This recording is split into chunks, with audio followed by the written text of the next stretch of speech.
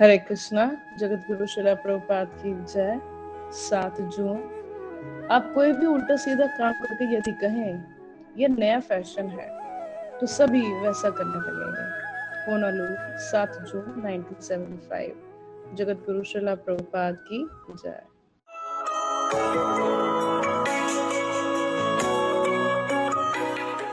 स्नान किया, तिलक लगाया, खूब तीर्थ स्थान में भ्रमण किया और पूजा पाठ जाग यज्ञ सब कुछ किया, बाकी भगवान को नहीं समझा।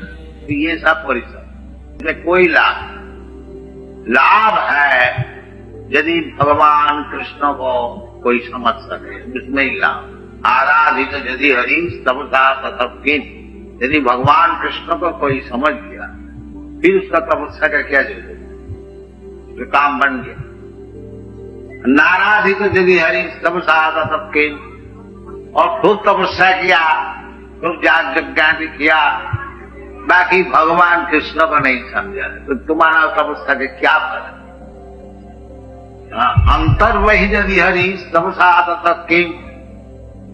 यदि ये बात तुम सीख गया जो अंतर में बाहर में सब समय केवल कृष्ण का दर्शन होता है, तो फिर तुम्हारा आप तपस्या करने की क्या जरूरत है। तपस्या क्या आपकी बात है। अन्नांतर वही यदि हरि तपसा ततः किंच। और यदि सब तपस्या करते हुए भी भगवान को अंदर में बाहर में सब समय दर्शन नहीं किया, तो भाई ये तपस्या का क्या मतलब। यही शास्त्र का सिद्धांत है। भगवत गीता में यही बताया है, जो भगवान को समझ गया है उसको और कोई समझने का बाकी नहीं। जस्मिन विज्ञाते सर्ववेदम विज्ञातम भवन्ति। वेद का यही उपदेश है। एक व्यक्ति है जिसको समझने से सब बात समझ में आ जाए। इसीलिए कहते हैं जो धर्म जागरण हम लोग करते हैं, बाकी धर्म जागरण कर करके विश्वक्सेन कथा सुजन। विश्वक्सेन भगवान का और एक नाम है। वो भगवान की कथा में यदि रुचि नहीं तो श्रमय वही के धर्मस्थानुष्ठित पुंसा विश्वक्सेन कथा नोत्पादय यदि। धर्म जागरण करने से भगवान के कथा में रुचि हो, ये फल है धर्म का। ये सब आगे बताएंगे कि धर्म का अर्थ क्या है। धर्मस्य झाप वर्गस्य नाथ अर्थाय उपकल्पते नाथस्य धर्मैकान्तस्य काम लाभाय स्मृता कामस्य नेन्द्रिय प्रीति जीवे तो जावता जीवस्य तत्व जिज्ञासा न जस्तेव कर्म भी। ये सब बताएंगे। तो हम लोग ज्यादातर धर्म जो मनुष्य है, जो जानवर है उसको तो धर्म नहीं, मनुष्य का विषय है। शास्त्र हुआ है मनुष्य के लिए, जानवर के लिए। जानवर तो केवल भोगेगा और कुछ नहीं। जो मनुष्य है उसके लिए भगवान सब शास्त्र बना है। चैतन्य चैतामृत में है जो अनादि बहिर्मुख जीव कृष्ण भूली गेला। जीव जो है न जाने कब से भगवान को भूल गया। अनादि बहिर्मुख, केवल बाहरी चीज में उसका आकर्षण है, भगवान को जानता है। ये कब से शुरू हुआ है? क्योंकि भगवान से जीवात्मा से बड़ा घनिष्ठ संपर्क है। भूलना तो उनकी उचित नहीं है। भूलते हैं, कभी कभी हम लोग भी भूल जाते हैं जैसा काम। इसी प्रकार जब भूल जाता है और कब से भूला है उसको पता भी नहीं चलता है। इसलिए कहते हैं अनादि अनादि बहिर्मुख जीव कृष्ण भूली गेला। अतः कृष्ण वेद पुराण को, ये वेद आदि शास्त्र जो बनाया गया है, वैष्णदेव भगवान का अवतार है, नारायण का अवतार है। ये कलियुग जीव भगवान को भूल गया और तकलीफ उठा रहे हैं। पहले वेदादि कोई लिखने का जरूरत नहीं था। मनुष्य इतना मेधावी होते थे कि एक जगह गुरु का मुखारविंद से वेदादि शब्द को सुनने से उसको याद रख, लिखने का कोई जरूरत नहीं। ये कलियुग होने वाला था, इसीलिए व्यासदेव जब लिखा, इसके व्यासदेव का नाम है वेद व्यास।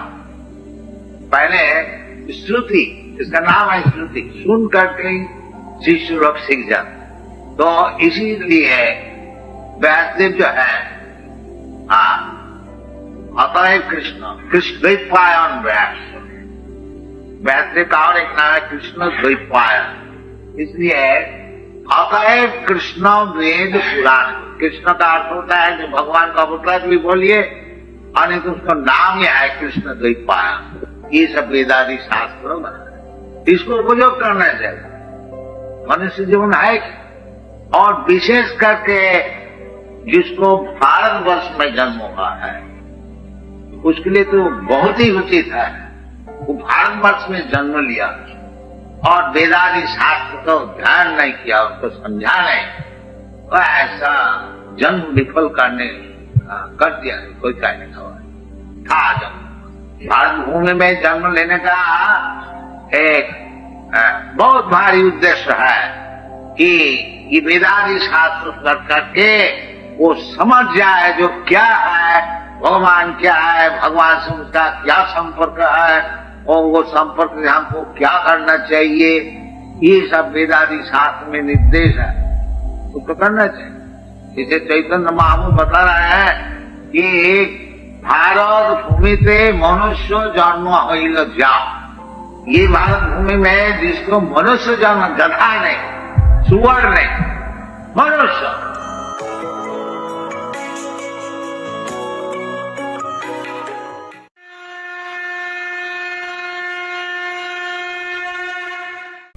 हरे कृष्ण।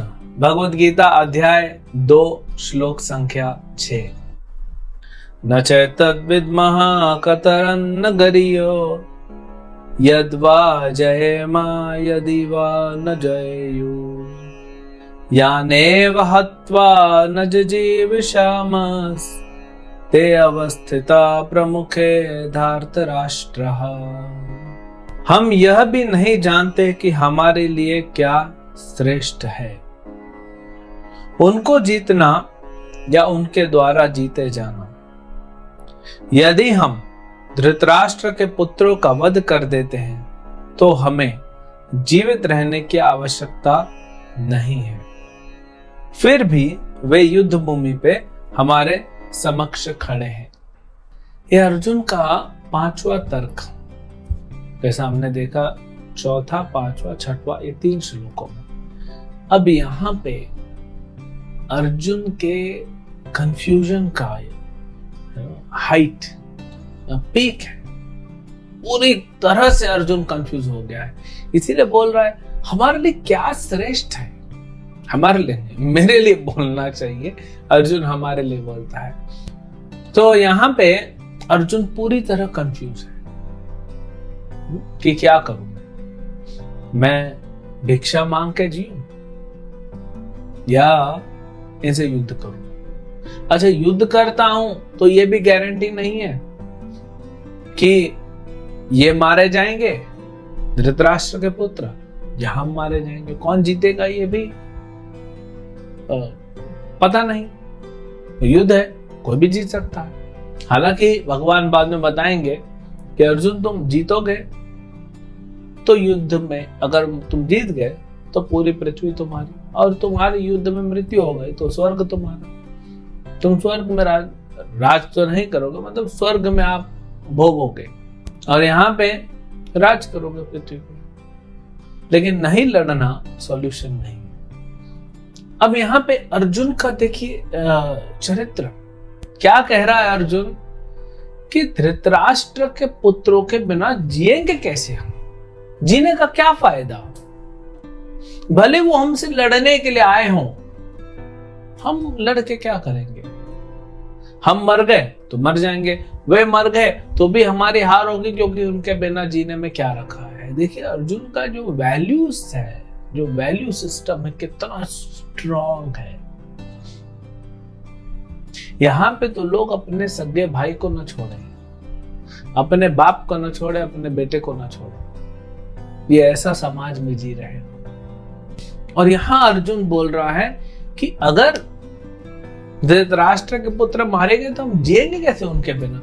बल्कि वो तो देखा जाए तो ताऊ के लड़के हैं, चलो वो भी ठीक है, लेकिन अभी इतने साल, पिछले लगभग 80 सालों से धृतराष्ट्र के सारे पुत्र, मेनली दुर्योधन और दुशासन, पूरी तरह तकलीफ दे रहे थे पांडवों को, फिर भी अर्जुन मारने को तैयार नहीं है।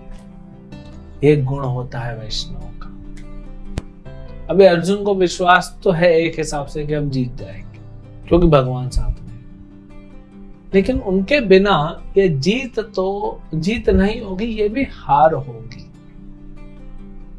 इससे पता पड़ता है कि अर्जुन का मन और उसकी इंद्रियां पूरी तरह वश में है अर्जुन की। हालांकि यहां कंफ्यूज जरूर हो गया, देखिए एक कंफ्यूजन होना अलग होता है, एक मन और इंद्रियां वश में होना अलग होता है। कई बार हमारे पास लोग आते हैं प्रश्न पूछने, क्योंकि उनकी इंद्रियां वश में नहीं है, उनका मन वश में नहीं है, तो आप जब उनको उत्तर बताते भी हैं तो वो कुछ कर नहीं पाते, क्योंकि इंद्रियां वश में नहीं है, मन वश में नहीं है। तो स्टूडेंट क्या कर पाएगा? आज पूरे संसार में क्या हो रहा है, लोगों की इंद्रियां और उनका मन उनके वश में नहीं है, इसीलिए तो क्वालिटी नहीं मिल रही। आजकल संबंधों को लेके देखिए, घर में पत्नी है, बच्चा है, लेकिन इसके भाई साहब के कहीं संबंध चल रहा। अच्छा, पति है, बच्चे है, ये माता का भी कहीं संबंध चल रहा है, क्योंकि इंद्रियां वश में नहीं है। अर्जुन की इंद्रियां और मन इतने वश में थे कि अर्जुन एक राजसी परिवार में जन्मा, कुरु वंश का जन्मा हुआ अर्जुन कहता है मैं भिक्षा मांग के जीने को तैयार हूं। कितना उसको कंट्रोल होगा कि लेने दो दुर्योधन को पूरी भूमि, लेने दो, मैं भीख मांग के जीऊंगा। कौन कर सकता है बताइए? अगर अधिकार है आपके पिता का आपको दिया हुआ ये पूरी पृथ्वी, क्या आप बोलेंगे मैं छोड़ देता हूं मेरे भाइयों के लिए, वो भी चचेरे भाइयों के लिए, सगे भाई नहीं, उनके लिए छोड़ देता हूं, भिक्षा मांग के जीऊंगा? कर पाएगा कोई आज ऐसा? ये अलग सभ्यता थी, आज हम उसको पूरी तरह खो बैठे हैं, उसको रिवाइव करना है। इसीलिए भगवत गीता समझेंगे तो पूरा प्रैक्टिकल आप देखेंगे हमारे समाज में, हमारे जीवन में, हमारे पर्सनल लाइफ या प्रोफेशनल लाइफ या एजुकेशनल लाइफ, हम देखेंगे कि भगवत गीता को कितना महत्व है। इसीलिए स्कूल में, कॉलेज में, हर जगह भगवत गीता है। माँ बाप अपने बच्चों को भगवत गीता नहीं पढ़ा रहे आजकल। ये दुर्भाग्य है उन बच्चों का कि ऐसे माता पिता नहीं पढ़ा रहे, और ये जिम्मेदारी है माता पिता की अपने बच्चों को भगवत गीता पढ़ाएं, समझाएं, खुद भी समझें और उनको भी समझाएं। ऐसा कल्चर बनाए। तो कोई पूछेगा तो क्या हमारे बच्चों को हम भिक्षा मांगने के लिए छोड़ दें? नहीं, आपके बच्चों का मन और इंद्रियां उनके वश में होनी चाहिए कि जीवन का कोई भी परिस्थिति वो सह सकते हैं और डील कर सकते हैं।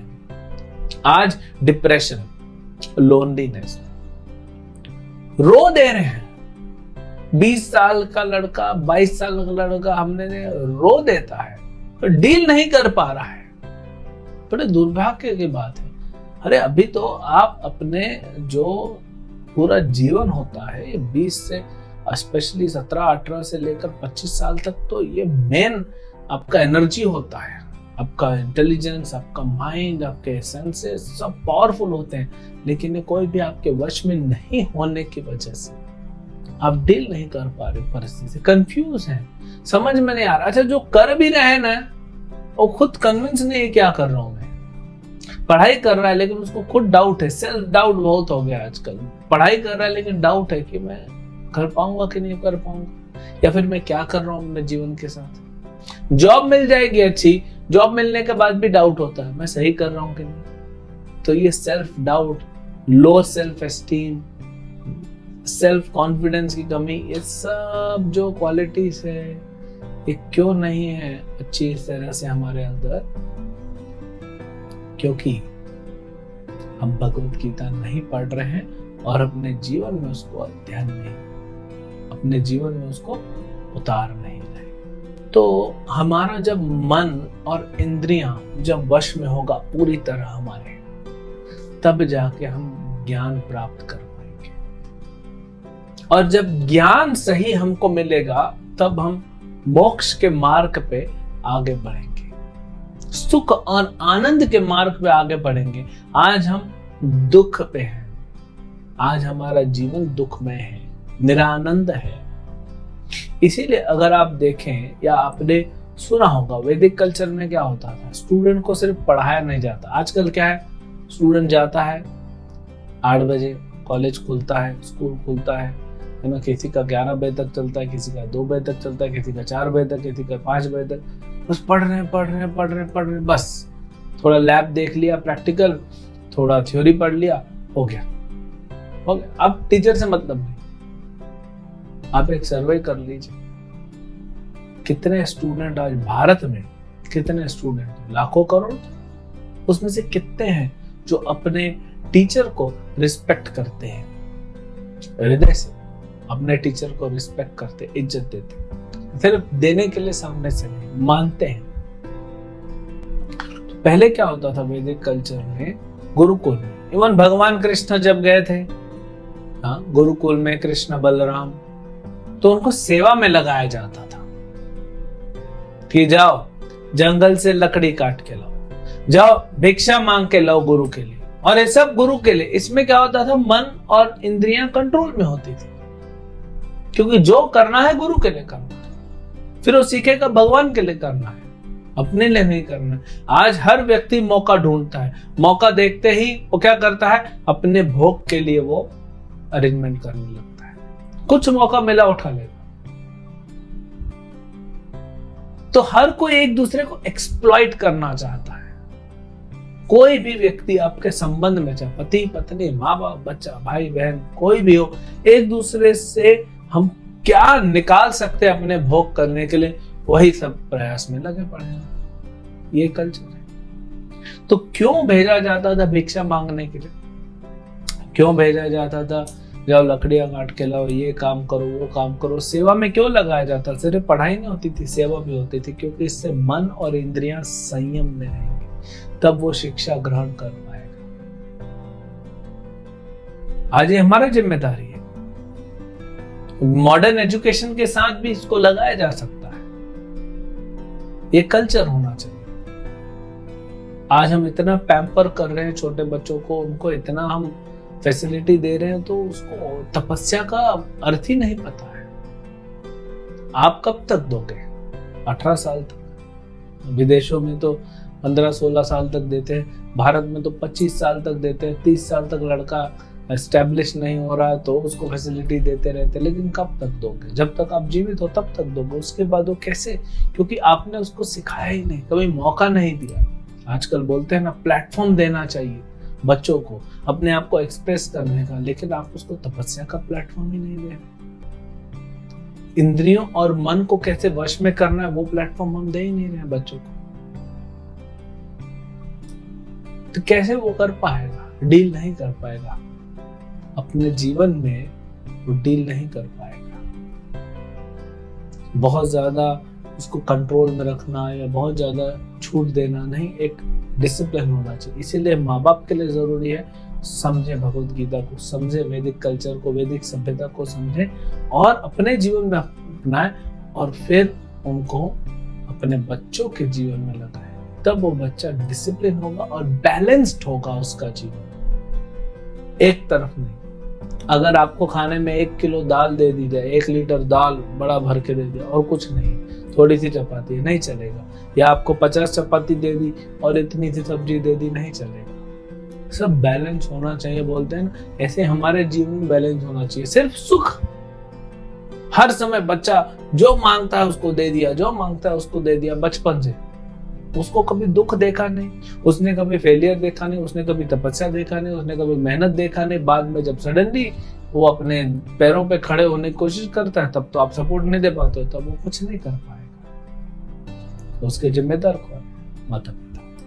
तो इसलिए माता पिता भगवत गीता को सीखें, समझें, अपने जीवन में अपनाएं और फिर अपने बच्चों को सिखाएं, और समाज में हर कोई एक दूसरे को भगवत गीता सिखाए। तब जाके इस समाज में सुख और शांति और आनंद प्राप्त कर पाएंगे। हरे कृष्ण।